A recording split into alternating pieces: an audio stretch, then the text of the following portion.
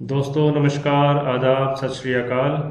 आज का हमारा सब्जेक्ट है बिजनेस स्टडीज़ और क्लास है 11th कॉमर्स। चैप्टर जो आज हम डिस्कस करने वाले हैं वो है फॉर्म्स ऑफ बिजनेस ऑर्गेनाइजेशन। जो टॉपिक आज हम इसमें कवर करने वाले हैं, पहला टॉपिक है बिजनेस एंटरप्राइज और दूसरा टॉपिक है टाइप्स और क्लासिफिकेशन ऑफ बिजनेस एंटरप्राइज। तो आइए स्टार्ट करते हैं। पहले हमारा पहला टॉपिक है बिजनेस एंटरप्राइज। इसको पढ़ लेते हैं। It is an organization which is engaged in some business और कमर्शियल एक्टिविटी। ये एक ऐसी ऑर्गेनाइजेशन है जो किसी बिजनेस या कमर्शियल एक्टिविटी में एंगेज होते हैं। ऑर्गेनाइजेशन का मतलब यहाँ पर होता है ग्रुप ऑफ पर्सन्स। तो ऐसे ग्रुप ऑफ पर्सन्स जो कि किसी बिजनेस या कमर्शियल एक्टिविटी में लगे हुए हैं उसको हम बोलते हैं बिजनेस एंटरप्राइज। आइए अब हम अपने नेक्स्ट टॉपिक पे आते हैं। हमारा नेक्स्ट टॉपिक है टाइप्स और क्लासिफिकेशन ऑफ बिजनेस एंटरप्राइज। तो इसकी पहली कैटेगरी पढ़ते हैं। पहली कैटेगरी है प्राइवेट सेक्टर एंटरप्राइजेस। इसको रीड कर लेते हैं। These are owned, controlled and managed by private individuals. ये वो एंटरप्राइजेस हैं जो कि ओन्ड, कंट्रोल्ड और मैनेज होते हैं प्राइवेट लोगों के थ्रू। ये वो लोग हैं जो प्राइवेट सेक्टर से आते हैं। आगे पढ़ते हैं। These enterprises work with main motive of earning profit. ये वो एंटरप्राइजेज हैं जिनका मेन मोटिव होता है प्रॉफिट अर्न करना।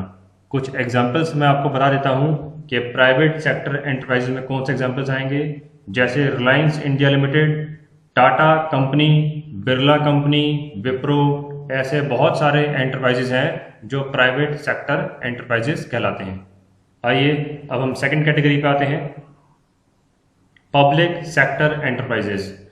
इसको पढ़ लेते हैं। These are owned, controlled and managed by central और स्टेट गवर्नमेंट। जितने भी एंटरप्राइजेस सेंट्रल गवर्नमेंट या स्टेट गवर्नमेंट ओन करती है, उनको कंट्रोल करती है और मैनेज करती है, ऐसे एंटरप्राइजेस को हम पब्लिक सेक्टर एंटरप्राइजेस में डाल सकते हैं। These enterprises work with main motive of service। ऐसे एंटरप्राइजेस का मेन मोटिव होता है सर्विस देना, सोसाइटी में सेवाएं देना। एक या दो एग्जांपल्स मैं आपको इसमें बताना चाहूँगा। जैसे Steel Authority of India Limited, SAIL, इसका एक एग्जांपल है। दूसरा Gas Authority of India Limited, GAIL, इसका एक एग्जांपल है। तीसरा LIC, आप सबने सुना ही होगा। तो ये कुछ एग्जाम्पल्स हैं जो कि पब्लिक सेक्टर एंटरप्राइजेस में काउंट होते हैं। आइए अब हम थर्ड कैटेगरी में आते हैं। थर्ड कैटेगरी है जॉइंट सेक्टर एंटरप्राइजेस। इसको पढ़ लेते हैं। These enterprises are owned, controlled and managed jointly by private sector and government sector. ये वो एंटरप्राइजेस हैं जो कि प्राइवेट और गवर्नमेंट सेक्टर दोनों मिलकर इसको कंट्रोल करते हैं, ओन करते हैं और मैनेज करते हैं। ऐसे एंटरप्राइजेस में दोनों का ही कंट्रीब्यूशन होता है, फाइनेंशियली भी और रिसोर्सफुली भी। तो ये एंटरप्राइजेस कहलाते हैं जॉइंट सेक्टर एंटरप्राइजेस।